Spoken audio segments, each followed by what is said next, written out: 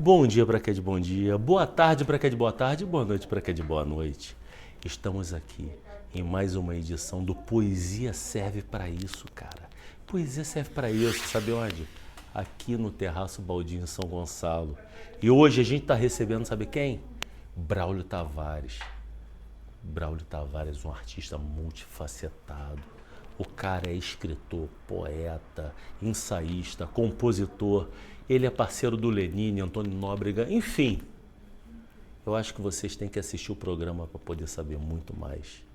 Então, olha, se não assistiu os anteriores, vai lá, segue, dá o seu like, assista. E vem cá, poesia serve para quê?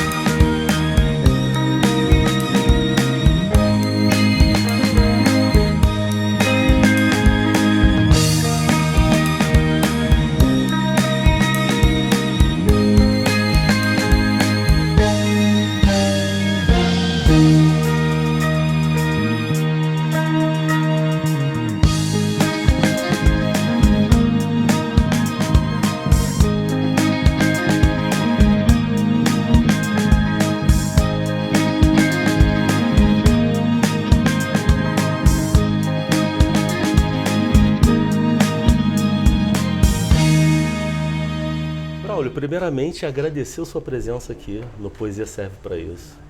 É uma felicidade imensa receber você, cara, e a admiração que eu tenho por você, pelo seu trabalho.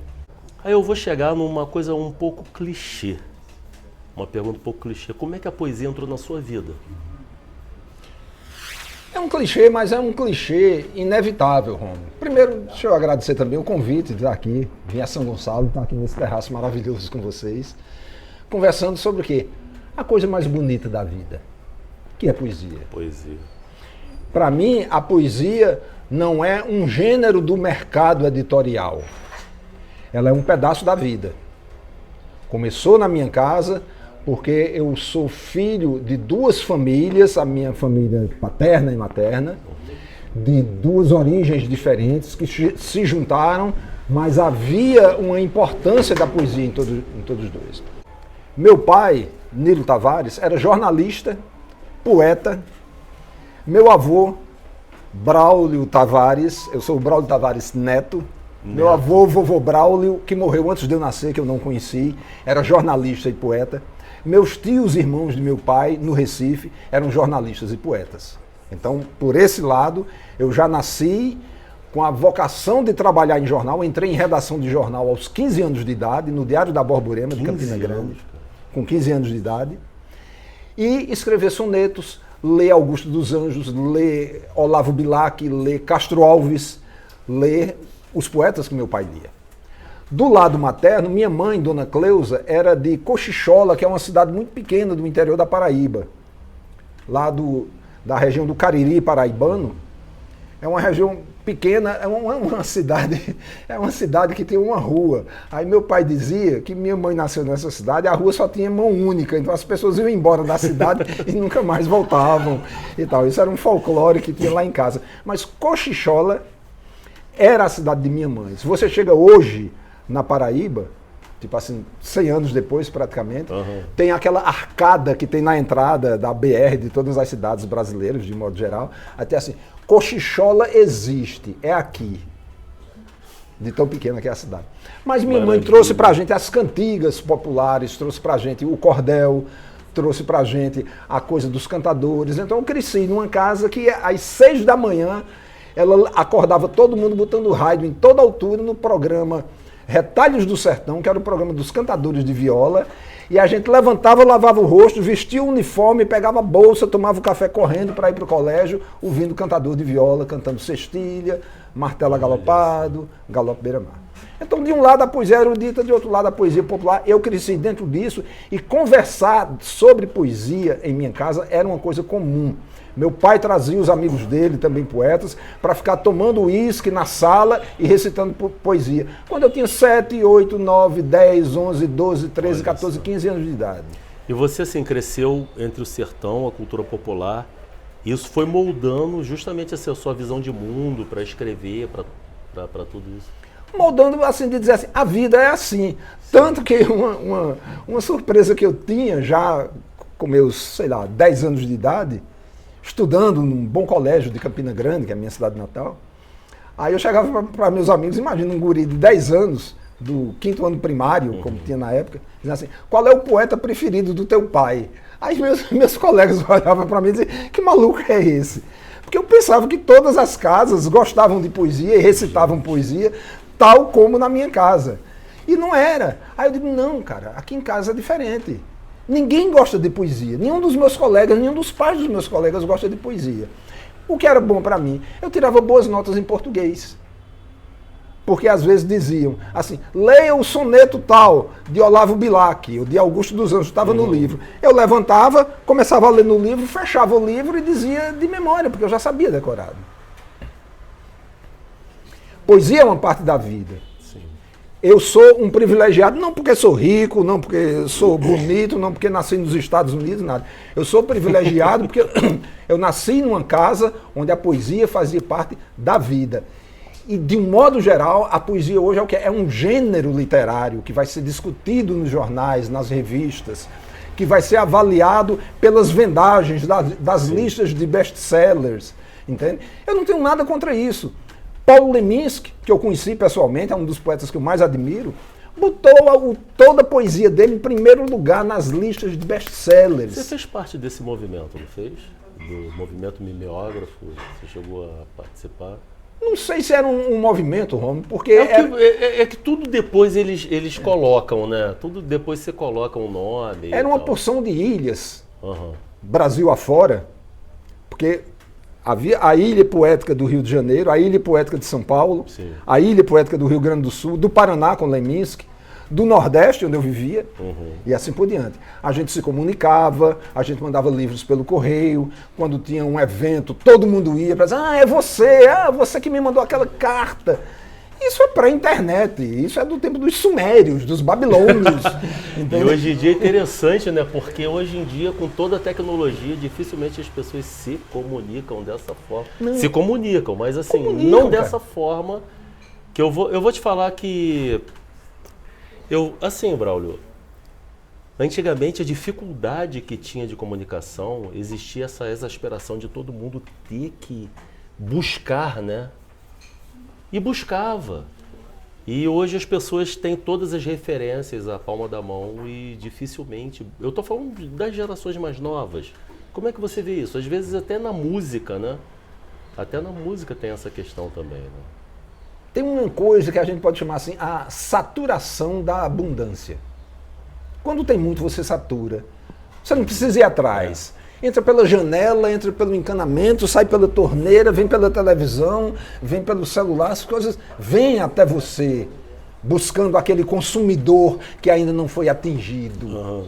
Entende? Então a gente se satura, diz, tá bom, chega de tanta poesia, de tanto cinema, de tanta televisão, de tanta música, de tanto jazz, de tanto programa, de tanto futebol, de tanto esporte, de tanta Olimpíada, de tanto noticiário. Então tem um pouco isso hoje em dia. Naquele tempo, você ficava, por exemplo, a gente ia para o cinema ver um filme, se a gente perdesse o filme naquele dia, 5, 6, 7 anos até a gente ter outra chance de estar num cinema qualquer que ia passar aquele filme de novo. Hoje em dia não, você baixa no torrent, você vai no Netflix, você vai não sei aonde, tudo está mais fácil. E quando está mais fácil, isso desvaloriza. Fica sacal, né? A facilidade deixa a coisa...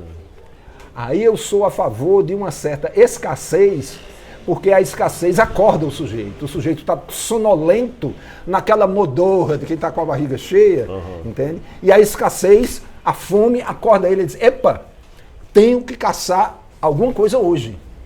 Tenho que ir atrás de alguma coisa hoje. Tenho que matar um leão hoje.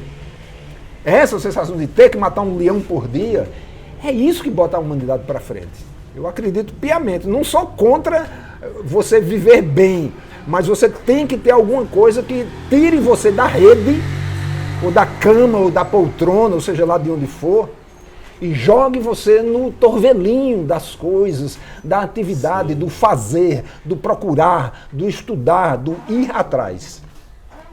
Compositor, mais de 80 músicas, né? Gravadas, sim. Existe assim para você uma diferença entre escrever uma letra de música e um poema? Porque isso, todo mundo que compõe, né? Isso é uma pergunta que as pessoas costumam fazer. Ah, você escreve poesia, você escreve música, tem diferença? Tem alguma diferença para você? Tem muita diferença. Quando eu começo a escrever uma coisa, então às vezes eu começo a partir de uma ideia, uma imagem, uma frase, uma coisa que vem, e eu começo a botar aquilo no papel, e aquilo vai ganhando uma forma, e eu digo, isso está se parecendo mais com uma possível letra de música do que com um possível poema, ou vice-versa. Por quê? Porque no poema, o poema escrito, o poema de página, o poema de livro, eu digo sempre isso para as pessoas assim, você é o rei do poema, você é o Deus do poema. Só acontece ali o que você quiser. Ninguém está lhe obrigando a escrever nada, a deixar de escrever nada, você usa a forma que quiser, o vocabulário que quiser, fala do assunto que quiser, porque o poema é seu, você é o rei daquilo, é o dono daquilo. Escreva o que está dentro de você e o que você acha que vale a pena estar ali. Agora, quando você começa a fazer uma letra de uma música, eu vou fazendo lá dentro, eu digo, alguém vai musicar isso. Que ritmo isso vai entrar? Alguém vai cantar isso. Como é que essa pessoa que vai cantar isso vai dizer essa frase que eu estou dizendo aqui? E você tem parceiros assim, fortemente ligados ao ritmo, né? Como o Lenine, Antônio Nóbrega, né? Também porque a gente compartilha uma cultura nordestina, em primeiro lugar. Mas, por exemplo, Lenine é roqueiro, como eu sou roqueiro também. Né? Lenine ouve todo tipo de música. Lenine gosta de jazz, Lenine gosta de reggae, de blue, eu também gosto. Nóbrega gosta menos. Nóbrega tem uma formação mais de conservatório, Sim. Estudou violino no conservatório, foi do Quinteto Armorial, mas é muito voltado para cultura popular. Então tem músicas minhas com Nóbrega que ele dizia assim, eu estou fazendo uma melodia para décima. Você tem alguma coisa, algum poema triste para botar no formato de décima? Eu digo, tenho sim. Aí ele diz assim, então desenvolva mais, eu tenho uma ideia sim, um começo de ideia, diz, desenvolva mais que eu encaixo nessa música. Então eu boto uma letra numa música que eu não ouvi ainda, mas porque sei que tem a estrutura da décima dos cantadores de viola. E deu certinho. E o Lenine é o seu maior parceiro, assim, né? Assim, a maior parte das suas composições é com o Lenine, né? Um dos maiores parceiros, sim, porque... Logo no primeiro livro, perdão, eu falo poesia, música. Primeiro disco você já tem umas 6 músicas, né? No primeiro disco do Lenine, né? O primeiro disco do Lenine, o primeiro disco solo dele é Olho de Peixe. Olho de Peixe. Tem 5 ou 6 parcerias assim. Mas por quê? Porque como era o primeiro disco, a gente vinha compondo coisa há anos. Esse disco, Olho de Peixe, cara, é de 1993. Já fazia 10 anos que a gente compunha juntos. Então tinha muita coisa guardada. Eu acho legal porque é um disco assim que traz essa referência da música nordestina. Mas em 93 eu era roqueirão, né? Então assim, tudo que a gente ouvia, eu era aquele roqueiro, né, os metaleiros da antiga, né, que ouvia, não sei o quê. E tudo que eu vi, e soa muito rock and roll esse disco, cara.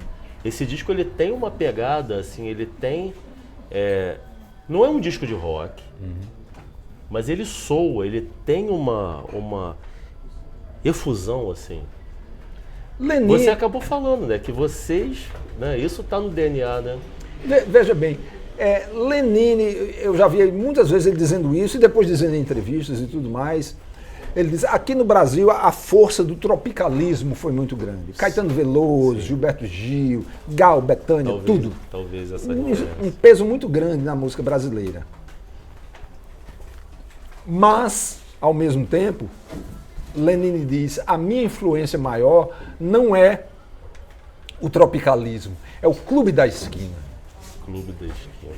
Lenine sempre diz isso. Aí eu digo, mas por que, cara? Eu adoro o Clube da Esquina, mas eu achei que a força do tropicalismo era maior. Aí ele diz, não. O tropicalismo era aquela coisa feita do jeito que vem, do jeito que dá, no estúdio, a gravação. O pessoal do Clube da Esquina, Milton e os que estavam trabalhando, e trabalham até hoje em redor de Milton Nascimento, era uma coisa de estúdio, trabalhada, com arranjos, com gravações, com técnica. Uma técnica ao nível do que a gente via na música internacional. E o tropicalismo não tinha isso. A MPB geralmente não tinha isso. O rock BR, que era Blitz, Paralamas, Titãs, Plebe Rude e tudo mais, não tinha isso. O Clube da Esquina, segundo Lenine, tinha essa coisa. Ele dizia assim, música se faz no estúdio. Show é outra coisa. Mas a música é criada no estúdio, com condições de gravação do estúdio. E toda a música do Lenine é assim. Não, e o Clube da Esquina tem aquela coisa que soa até como rock progressivo, né? É um rock progressivo, todos são bitolanicos. Eu falo para meus amigos, eu tenho muitos amigos mineiros, músicos, e eu digo assim, olha, a música de vocês é o casamento entre Beatles e música clássica. É sensacional, sensacional. E assim, a sua poesia, ela dialoga com a literatura de cordel, mas também tem com a ficção científica, cara. Como é que você costura isso? Coisa mais fácil do mundo. Porque a literatura de cordel é um estilo de verso que tem a sextilha, a septilha, a décima, o martelo, o galope, e a gente ao longo de anos aprende a dominar essas formas. São formas difíceis. Alguém diz assim, mas eu acho fazer esse tipo de verso muito difícil. Eu digo, cara, difícil é fazer um solo de cavaquinho, num choro. E os caras fazem aí, o cara da minha rua faz. Ele passa tardes inteiras tirando aquilo no cavaquinho, ouvindo e aprendendo a fazer. Então eu passo tardes inteiras vendo como é um martelo agalopado dos cantadores e praticando até saber fazer também. Tudo é estudo, tudo é prática. Agora o estudo só não resolve. Você tem que entrar no espírito da coisa. Qualquer gênero, qualquer trabalho que você for fazer, qualquer caminho de criação artística que você for explorar, você tem que dominar a técnica e entender o espírito. Porque se você só domina a técnica e você entra sem um espírito, você quer fazer bossa nova sem ter um espírito bossa nova? Você quer fazer forró sem ter um espírito de forró? Você quer fazer heavy metal sem ter um espírito heavy metal? É falso. As pessoas vão ouvir, dentro de um certo tempo vão dizer assim, esse cara está fazendo um personagem, ele não é isso. Isso não é importante para ele. Ele não ama esse tipo de forma. A gente pode gostar de um tipo de música, mas não, beleza. O que você disse é completamente certo, uma entrega de si.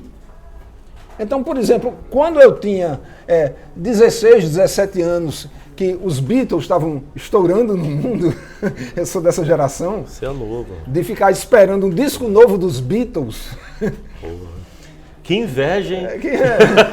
Mas era legal, porque chegava... Eu te invejo. O pessoal ligava pra mim, eu me lembro até hoje, um amigo meu ligando assim, vem aqui em casa agora que chegou o disco novo dos Beatles. Aí eu digo, como é o nome do disco novo? Ele disse, você não vai acreditar, Sgt. Pepper's Lonely Hearts Club Band. E tem as letras todas na contracapa. Aí eu saí correndo pra ver. O primeiro disco de rock com todas as letras na contracapa e a gente de dicionário em punho, traduzindo tudo. O que é isso? É entrega. Eu quero viver nesse país de vocês. A Inglaterra não, o rock. Eu quero viver nesse país chamado rock. Eu quero viver nesse país chamado cordel, que eu amo também, que eu cresci ouvindo. Eu quero viver no país chamado jazz, por exemplo. Mas eu sou um músico de jazz? Não, porque eu não domino a técnica. Eu gosto só do espírito. Então eu vou ouvir jazz. Sim. E ouço jazz até hoje. Maravilha. Mas não sou músico, não domino a técnica. Sou só um ouvinte. Mas para você criar, você tem que dominar a técnica e compartilhar do espírito, comungar junto. Se embriagar de poesia agora. Eu tenho coisas inéditas, eu tenho coisas que eu nunca mostrei em público e Por vocês vão ver pela favor. primeira vez. Por favor. Gostou? Esse gancho nunca falha. Nem precisa ser verdade, mas precisa ser convincente. Mas em grande parte é verdade, porque aqui eu fiz um projeto, Rômulo, eu tenho um projeto chamado Menires. Menires são aquelas pedras que tem, principalmente na Europa, mas tem no mundo todo. Pedras verticais assim, rochas verticais pontudas, com 3, 4, 5 metros de altura, às vezes até mais, fincadas no chão, Sim. e ninguém sabe por quem, nem quando, nem para quê. Tem milhares e milhares de menires, principalmente na Inglaterra, na França, na região da Bretanha, um pouco na Espanha, um pouco na Itália e tal, muito na Europa, e tem coisas parecidas até aqui na América. Menires, pedras fincadas no chão, que aí eles dizem assim, eram altares religiosos, eram marcos de lugares para as pessoas se juntarem, como nós estamos nos juntando aqui hoje. Era a demarcação de aqui acaba o meu terreno e começa o do meu vizinho. Tudo isso são teorias que valem sobre os menires. Aí eu fiz um projeto chamado Menires, e eu coloquei assim para mim, eu digo, eu vou escrever um poema por dia durante um ano. E durante um ano eu escrevi um poema por dia, fiz 365 poemas em 365 dias. Não estou dizendo que todos são bons, mas quando eu cheguei e completei um ano, eu digo, eu fechei o ano, mas eu vou continuar. E fui até o 400. Quando cheguei no poema 400, aí eu fechei essa série. Eu tenho 400 poemas escritos em 400 dias consecutivos, sem pular um sequer. Publicou? Não. Não, publiquei 2 agora. Saiu uma antologia chamada Poemas Cariocas, de minha amiga Tereza. Desses 400 e tal, só publicou 2. Só 2 até agora. Mas eu tenho livros em várias editoras assim. Meu Deus do céu. Escolha um aí. Tire com os olhos fechados. Vamos confiar na sorte. Vamos lá. Vamos confiar no acaso. O acaso é o verdadeiro nome do destino. Vamos lá. Vamos fazer uma... Manda. Beleza. O nome desse aqui é Lajedos Brancos do Cariri, Espelho da Lua. O Cariri é a região de minha mãe. Lajedos Brancos do Cariri, Espelhos da Lua. Tela deitada passando o filme Premonição.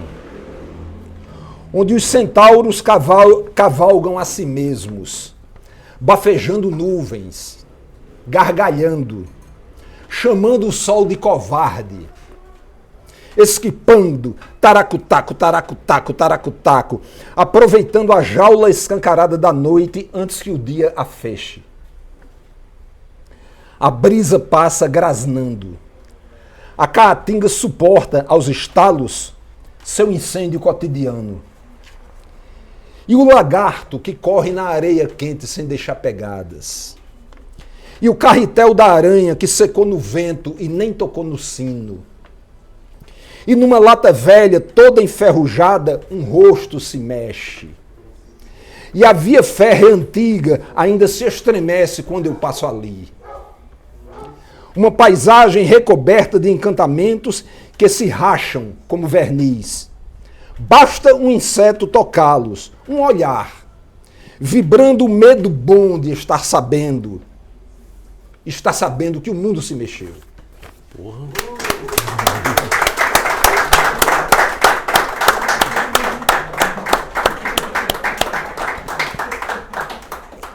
O Cariri é essa paisagem que tem lajedos. Os lajedos são aquelas pedras horizontais, ao contrário de um menir, né? Me ocorreu isso agora. O menir é uma pedra vertical fincada no chão. Isso é muito lindo. Um lajedo é aquela pedra lisa que parece uma página, uma folha de papel dessa grossura, dessa espessura, mas deitada no chão. Era onde Glauber Rocha filmava Deus e o Diabo na Terra do Sol, nos lajedos. É um palco ao ar livre e é uma pedra que estala por causa do sol. As suas... Você falou Eu Gosto dos Anjos, a gente estava falando de Lord Byron ali nos bastidores. As suas principais referências, cara, o que te levou, o que te catucou e te jogou assim, cara, eu quero fazer isso. O que esse cara tá fazendo aqui? Eu quero escrever poesia, eu quero escrever literatura. Quais são as suas referências, seus nomes assim que você traz até hoje? É difícil dizer isso, porque, por exemplo, tem poesia, tem conto, tem romance, tem filme, tem música, falei, tem tanta coisa. Mas sempre que eu estou vendo as coisas, eu tenho uma teoria que é o seguinte, as pessoas dizem assim, o que é o conteúdo de uma obra de arte? Sim. O conteúdo é o assunto. O conteúdo disso aqui é a paisagem do Cariri paraibano, desse meu poema, por exemplo. Eu digo, não. O conteúdo é quando você está lendo uma coisa e aí, de repente, um raio um raio elétrico começa a vir daquele texto para a sua cabeça. Nem todo texto tem isso. Na verdade, poucos textos produzem isso. Você vai lendo. Ah, legal, bacana. Ah, legal, bacana. Ah, legal, legal. Ah, legal. Ah, bacana, bacana. Aí, de repente, você pega um e faz... Começa uma lagartixa azul a vibrar, uma serpente azul a vibrar entre você e aquele texto. É isso que fica. Baudelaire fez isso comigo. Pois é, Baudelaire, exatamente. Baudelaire, Rimbaud fez isso comigo. Rimbaud também fez isso comigo. Rimbaud, Baudelaire e Dante. Foi os primeiros assim que me deram um soco na cara e eu, porra. Então, quando isso acontece, você diz, esse cara que fez esse filme, que fez essa música, que fez esse poema, vibra num diapasão parecido com o meu. Ou melhor, eu que vibro num diapasão parecido com o dele, que está lá em cima. Ele que era um artista, ele é Baudelaire, ele é Glauber Rocha, ele é... Mas nesse momento eu entendi a vibração dele. Entendi tudo. Aí isso dá a você uma certa certeza de que você diz assim, cara, isso é muito bom e olha só, eu acho que eu sou capaz de fazer uma coisa parecida com isso. E é isso que leva você a escrever. Porque passa alguma coisa daquela energia, que é um termo tão desgastado, né? Ah, senti uma energia boa, uma energia... Mas eu não tenho outro... Bob Dylan tem uma coisa, que é outro cara importante para mim, Bob Dylan. Para mim assim, também. O que é um poema para você? Ele disse, um poema para mim é uma coisa que cai no chão e sai correndo. Eu acho isso ótimo. O que é um poema? Você joga ele no chão e ele sai correndo, está vivo. O que é um poema para você é uma coisa que está viva. Não é uma coleção de palavras bonitas em cima de uma página. Qualquer um faz isso, eu faço, você, qualquer um aqui faz palavras bonitas. Agora, no meio de 1 milhão de palavras bonitas que a gente faz, às vezes a gente escreve mais e você diz, isto aqui é um poema. Se eu soltar essa porcaria no chão, ele sai correndo. E entra na cabeça de 1 milhão de pessoas aí. Está vivo. Tem alguma coisa ali. O que é? Não sei. E também não estou preocupado em saber, eu estou preocupado em passar adiante. Entendeu? Deixa correr. Deixa correr. Nós somos torneiras. Abre a torneira. Você está cheio d'água. Abre a torneira, deixa a água fluir. Sim, com certeza. Não pergunta qual é a fórmula. Eu quero saber se é H2O ou H3O. Não, esqueça a fórmula. Os críticos vão atrás da fórmula. A gente tem que deixar fluir. Sim. Esses tempos agora que a gente está vivendo, nós somos assim, não vamos entregar nossas idades não, mas assim, nós somos de um tempo, né, de fanzine. Fanzine. Né, de essa questão, eu saía distribuindo poesia no Centro do Rio, de fanzine e tal. E hoje em dia com a rede social e essa coisa do imediatismo, você acha que a poesia ela tem lugar ainda? A poesia é uma resistência, ela tem lugar, você acha que ela ainda encontra o seu espaço? Eu acho que tem, pelo seguinte... Antigamente, você não tinha rede social, você não tinha computadores, você não tinha smartphones, você não tinha internet, não tinha um monte de coisa. Você tinha o quê? Recitais ou livros, né? Ou a voz falada ou papel. Era como você tinha para você divulgar alguma... Aqui e ali, meu Deus, tinha um programa de rádio, né? Que é como um podcast, sim, né? Que você ia e recitava poesia, mas isso era muito raro.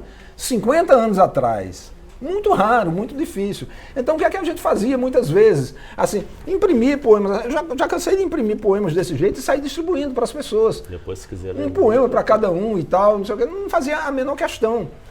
O importante é imaginar, porque a gente nunca tem certeza, que alguém vai levar aquilo para casa e vai achar bom. Tacar fogo no paiol. Por que a poesia...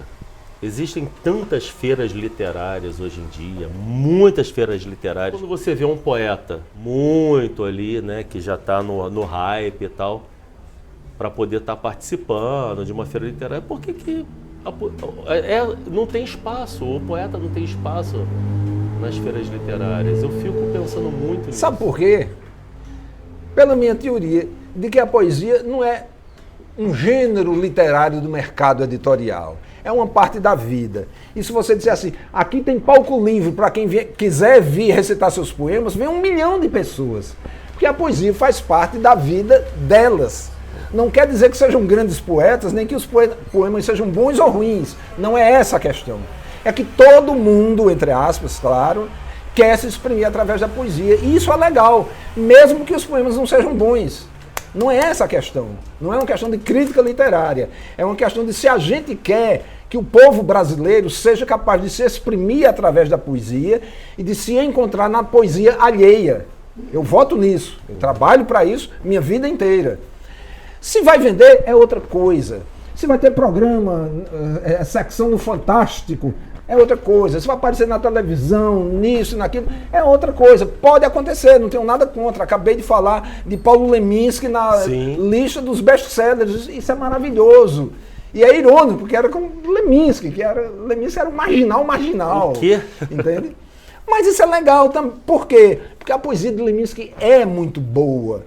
E através da poesia de Leminski, as pessoas vão conhecer as teorias e as opiniões literárias de Leminski, que eu considero também muito boas. Assino embaixo de muita coisa que Leminski dizia.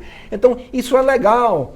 Então, eu quero ter o mesmo espaço que Leminski? Não, não quero, não preciso. Ele já está lá, por mim ele já abriu a porta, ele foi na frente. Eu vou atrás, pianinho e passo. A poesia faz parte da vida. Se você chegar assim e botar microfone livre em qualquer feira, qualquer Bienal do Livro, qualquer Primavera das Letras, Primavera do Livro que tiver, chega 1 milhão de pessoas. E isso é legal, porque tem 1 milhão de pessoas fazendo poesia. A gente tem uma piada eterna que no Brasil tem mais poeta do que leitor de poesia, né? Isso se diz à torta e à direita por aí. E eu digo, mas qual é o problema? Não tem problema nenhum. Problema nenhum. Fazer poesia não é fazer produtos para vender no mercado. É um pouco como outra coisa, tocar violão. Todo brasileiro toca violão, certo? Entre aspas, sempre, né? Mas é aquela coisa... Ding-dong. Ding-ding, não importa. Pronto. Você pegar, tocar uma música da Legião Urbana, que seja, Luiz Gonzaga, não importa. E as pessoas dizem assim... Agora tocar Lenine, meu amigo. Aí você precisa, além de ter o espírito, de ter a técnica. Eu não toco as músicas de Lenine, eu não sei tocar. Seu parceiro, cara, é... Pois é, mas o que é que eu digo? Você tem que tocar um instrumento musical e praticar um esporte. Para quê? Para ir para uma Olimpíada, para ganhar o Grêmio? Não, idiota, pois isso faz a vida, isso faz parte da vida, não do mercado. Entendeu? As pessoas vão dizer assim, meu filho está tocando violão, mas ele não toca muito bem, quando é que ele vai vender um CD? Eu digo, isso é para a cabeça do teu filho, idiota, tocar bem ou tocar mal. Tocar alguma coisa é para a cabeça do menino, da menina, seja lá de quem for. Praticar uma arte, praticar um esporte, isso é parte da vida. A gente aqui criou esse negócio assim de mercado, que todo mundo está ganhando dinheiro, milhões, vendendo milhões de CDs, ganhou o Grammy, ganhou o prêmio Jabuti. Não é esse o objetivo da poesia. O objetivo da poesia é transformar você numa pessoa mais rica, numa pessoa que entenda melhor o mundo e que, entendendo o mundo, entenda melhor você mesmo também. Tocar violão ajuda isso também, sim. Tocar piano, tocar flauta doce, gaita, o que você quiser tocar, uma percussão. Ajuda. Praticar um esporte, sim, joga pelada, joga vôlei, joga ping-pong, mas vai para a Olimpíada, vai para a Copa do Mundo, com perdão da palavra, foda-se a Copa do Mundo, foda-se a Olimpíada, cara. O esporte é para fazer bem pra gente, a poesia, a arte é para fazer bem pra gente. Então, sou a favor de tudo, até dos poemas que eu não gosto, até dos poemas que eu acho ruim, até de quando a gente tá numa festa, aí tem um cara que diz, agora eu vou cantar Faroeste Caboclo. Aí eu pego uma cerveja e vou lá pro terraço. Aí alguém diz, se quiser eu mando o rapaz parar. Eu digo, não. Deixa o rapaz tocar, deixa o menino tocar. E todo mundo canta juntinho, deixa todo mundo tocar, tem a letra decorada, Isso aqui não é um concurso de qualidade, ninguém vai dar medalha, nem vai dar prêmio para ninguém, não. Isso aqui é um pedaço da vida. E ninguém está fazendo, nenhum de nós está fazendo uma vida aqui para expor numa vitrine. Olha que vida maravilhosa que eu tenho, merece um prêmio, porque a rede social hoje é isso, né? Olha a minha vida amorosa, minha vida conjugal, minha vida paternal, minha vida universitária, merece um prêmio, não sei o quê. Sim. A gente fica meio que fantasiando ser um objeto de consumo por alguém, quando não é isso. A gente tem que viver para isso, para o centro onde a gente está. E a poesia ajuda isso. Então a pessoa chega às vezes, me dá um livro, você gostou do meu livro? Eu digo, eu não gostei dos seus poemas, mas você vai achar alguém que goste. E para essa pessoa que você vai estar escrevendo. E pode ser até um poeta melhor do que eu. Pode ser, sei lá, Carlos Drummond de Andrade. Não existe nem isso também. Poeta melhor do que um pois ou é. outro. Mas às vezes, isso já me aconteceu. O cara diz assim, bro, lê esse poema aqui, o que é que você acha? Eu digo, cara, achei meio caótico, não gostei muito deles, mas eu mostrei fulano de tal, um cara mais importante socialmente, mais velho, mais publicado do que eu, não preciso dizer o nome. Aí eu disse, olha só, você vem mostrar a mim que sou um poeta menor e eu não gostei. Você vai mostrar a fulano de tal que é um poeta mais importante do que eu. Vá pela opinião dele, não porque ele é importante, mas porque ele está vibrando na mesma energia sua e eu não estou. Isso me lembra uma história sensacional. O Júlio conheceu a gente dessa época, no Uma Noite na Taverna, o Rodrigo e eu, a gente fazia no Sesc São Gonçalo. Isso 2004, 2005. Então assim, tinha um senhorzinho que era porteiro e ele falou assim, eu tenho mais de 1000 poesias escritas. Aí, a gente não tinha filtro, cara. Quer recitar, vai lá recitar. Você quer ler antes? Não. Quem quiser chegar para recitar, vai recitar. Deixa eu recitar. Eu quero lembrar o nome João Brunhosa. Ele chegava, a poesia dele toda, A, B, A, B, A, B, bonitinha e tal. A galera aplaudia. E tinha um rapaz que lavava carro, o Roberto, lá perto de casa, que ele não tinha às vezes dinheiro de passagem, ele ia a pé pro Sesc. Ele andava... É porque a gente não tem uma só de São Gonçalo para saber ali de quem mora ali em Nova Cidade pro Sesc São Gonçalo. Aí, é longe. Ele ia a pé para poder ir assistir a poesia do João Brunhosa, que ele se identificava. E uma vez o João levou a esposa lá na taverna. Aí chegou para lá, tá vendo aqui, eles me aplaudem. Essa é a função da poesia. Claro.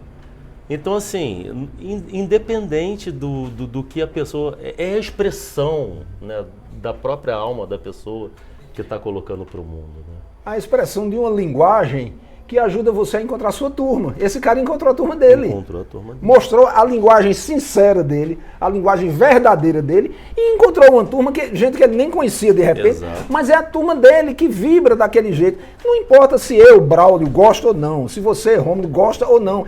É a turma dele que tem que gostar. Tem um monte de caras aí que ganham prêmio Nobel de literatura e eu vou ler, eu digo, cara, não vibrei, não senti. Eu gostei do Bob Dylan ganhando, que foi uma polêmica. Foi uma polêmica. Eu sou muito fã do Leonard Cohen, né? Também. Tanto é que tá aqui, ó. Ah, é? É. Então, quando perguntaram pro Leonard Cohen, o que você acha? Ele ainda estava, ele estava nos últimos, né? Tava. Tempos dele. O que você acha do Bob Dylan ter ganho o Prêmio Nobel de Literatura? Ele é a mesma coisa que você dar ao Monte Everest o prêmio da maior montanha do mundo. Isso é uma resposta maravilhosa. Então, pô, é sensacional porque você chega no Monte Everest, você é a maior montanha do mundo, o Monte Everest. O folk, o Bob Dylan conta histórias, é literatura.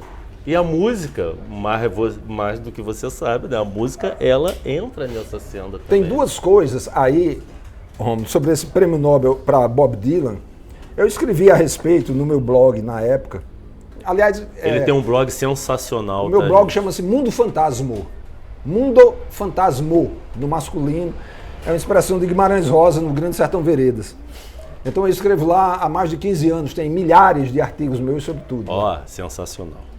Aí eu escrevi sobre isso porque eu disse o seguinte, deram o Prêmio Nobel de Literatura a um letrista de música, porque ele não ganhou nem pela voz, nem pelas melodias, né? O Prêmio de Literatura ele ganhou pelas letras. Pelas letras. E na declaração oficial da academia, sim, eles falam isso. E Dylan disse uma coisa que eu achei muito bacana.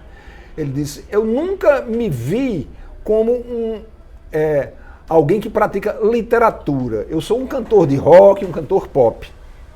Nunca me vi como alguém que pratica literatura.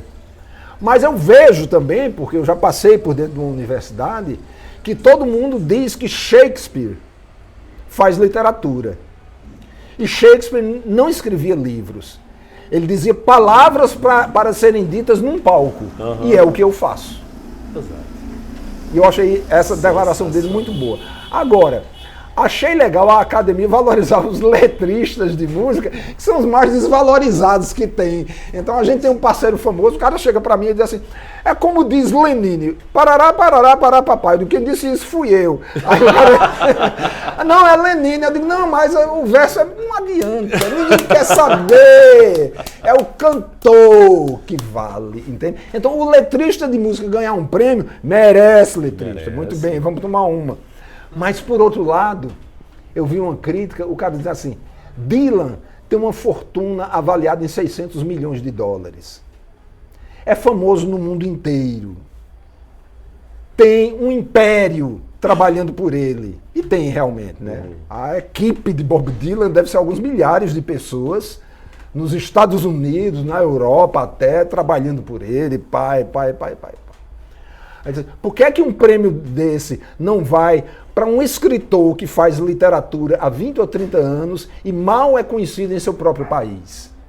Na Romênia, por exemplo, na Turquia, por exemplo, na Nicarágua, por exemplo. Deve ter escritores bons. E tinha escritores bons de vários países obscuros concorrendo com Bob Dylan.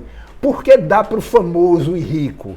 Por que não dá esse prêmio que seria merecido também para uma pessoa que precisa desse prêmio para ser conhecido no mundo inteiro, como Jorge Luiz Borges, nosso amigo argentino, que ficou conhecido aos 60 anos, pela obra que tinha feito aos 40, quando aos 60 anos ele ganhou um prêmio internacional, o prêmio Fipresci. Então, esses prêmios são importantes. Mas olha, lá nos confins da Argentina, tem um velhinho cego que escreve muito bem, e hoje Borges é um dos grandes escritores considerados no mundo ocidental, por causa desse prêmio, que ele ganhou em 1960, até dividiu com Samuel Beckett. Foi um prêmio para os dois, pau a pau, muito justo, porque eu admiro todos os dois. Dividido ali. É. E Borges era desconhecido. Samuel Beckett era um irlandês que morava em Paris, todo mundo conhecia. Esperando Godot, já tinha passado em todos os teatros importantes. Ninguém sabia quem era Jorge Luiz Borges, na Argentina. Só nos círculos literários de Buenos Aires, que são do tamanho dos do Rio de Janeiro, ele era conhecido.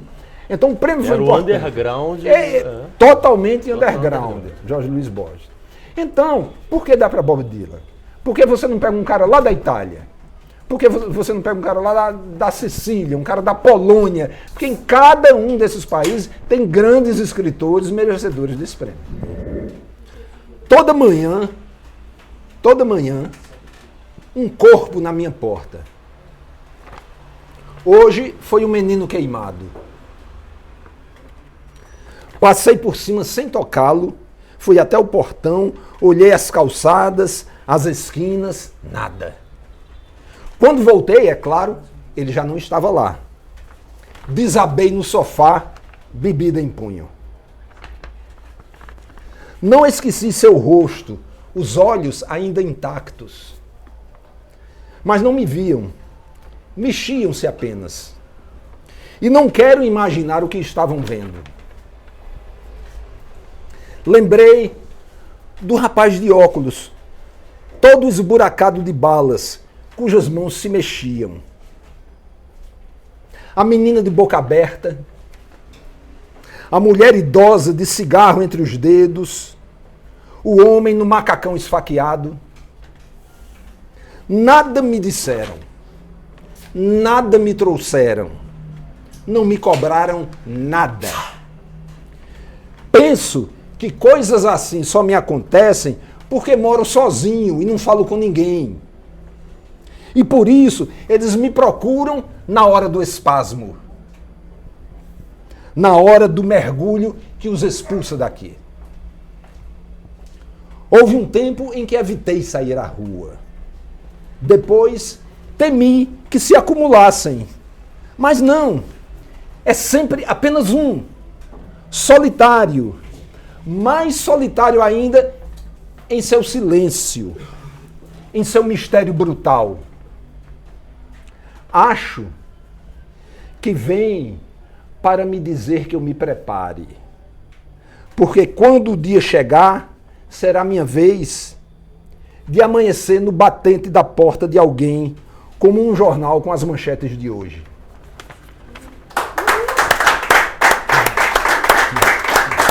Palmas pesadas, né? Gente, estamos chegando aqui ao final, né, do nosso bate-papo literário. Pô, o Braulio Tavares via até o Terraço Baldio, São Gonçalo. Tá aqui participando do Poesia Serve para Isso. Diante de toda essa loucura que eu falei para ele que aqui a gente tem cachorro latindo, moto passando. O cara não deixou cerveja pra gente do Zé Delivery, né? Mas tem cerveja pra gente beber. Não falta. E eu fico muito feliz porque quando eu fiz o convite para ele aceitou na hora. Ele falou assim, eu vou. E veio o Júlio Ludemir também, figura maravilhosa também. Meu empresário. Nem gosto, ele sabe que eu gosto dele pra caramba. O Júlio fez a orelha do meu primeiro livro de contos. E Braulio, a gente sempre faz uma pergunta, às vezes eu faço no início, no meio, e agora eu deixei para o final, porque poesia serve para isso. Para você, poesia serve para quê? Serve para viver. Como esse projeto Menírios que eu falei para você de fazer um poema por dia. Eu estava mal, eu comecei isso durante a pandemia. Depois da pandemia, eu tive um problema no pé, tive que fazer uma cirurgia, mas passei 6 meses sem sair do meu apartamento, andando de muleta dentro de casa. Minha filha e meu filho, que moravam comigo na época, cuidando de mim. E eu disse, eu vou fazer um poema por dia. Não estou morto, nem sou idiota. Vou fazer um poema por dia. Você tem que fazer uma coisa assim para acordar, porque o ser humano vive no piloto automático. A gente vive tocando a bola no meio de campo. Como quem está com o jogo ganho, fez 2-0 em 8 minutos e acha que está com o jogo ganho. Não tá! Não tá! Fala disso não, cara. O universo está esperando para fazer um gol no finzinho, para tirar... Eu sofri ontem, cara. Fala o nosso futuro. Vamos fazer um gol de 10 em 10 minutos e vamos fazer um poema por dia. Vamos abrir os olhos, vamos viver, vamos tirar o piloto automático, dizendo, vem tempestade aí. Tira o piloto automático. Assume a responsabilidade. Quem está pilotando essa porra sou eu. E você faz o quê? Eu faço verso, eu faço um poema todo dia. É minha contribuição para quê? Para a harmonia do universo? Não sei. Nenhum de vocês sabem e é impossível alguém isoladamente saber. A única sabedoria que o ser humano tem é uma sabedoria coletiva. Coletiva. De energia, informação, cargas, passando de um para outro e se solidificando e criando alguma coisa. Cada um de nós é um 0 ou 1 no código binário do universo. Nossa única responsabilidade é dizer, eu estou aqui nesta posição para ser um número 1 ou para ser um número 0 e vou ser. Vou ocupar esse lugar que eu estou ocupando com a minha função e estou fazendo isso de olhos abertos. Estou sabendo o que está acontecendo. Eu não estou simplesmente levando a minha vida em banho-maria. Então a poesia serve para isso. Tenho que escrever alguma coisa hoje. Tenho que fazer alguma coisa hoje. A gente pode mudar o tempo. A ficção científica não tem aquele sonho da máquina do tempo de voltar ao passado. Vamos voltar à Segunda Guerra Mundial e matar Hitler para resolver os problemas do mundo. Isso é sonho. Isso é fantasia, isso não existe. Não existe máquina do tempo e só existe um lugar, só existe uma oportunidade para você mudar o mundo. É o dia 19 de setembro de 2025. É o presente. É o único lugar onde você muda o mundo. Nem é no passado, nem é no futuro. É no presente onde você diz, ou vou fazer isso, ou vou fazer aquilo. E você toma decisões e essas decisões não vão mudar a história da Europa, nem a história do Brasil, mas vão ter reflexos em outras coisas, porque nossa vida não é só nossa, nós somos uma gota d'água. A poesia serve para dar a gente essa consciência de que a gente é uma gota d'água, mas a única obrigação que a gente tem é de ser uma gota d'água.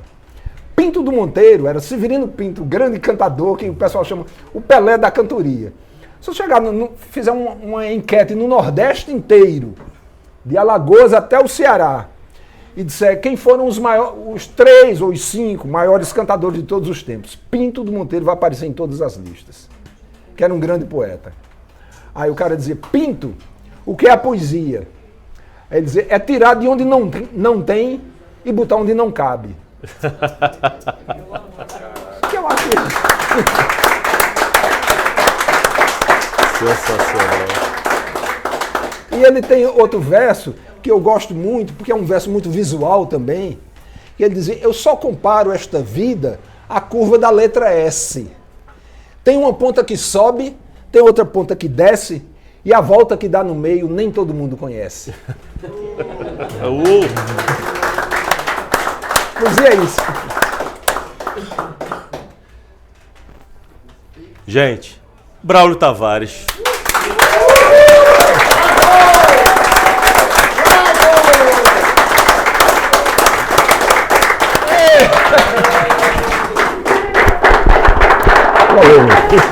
Obrigado. Espero que tenha prestado. Pô, que isso, meu amigo. Obrigado, pessoal.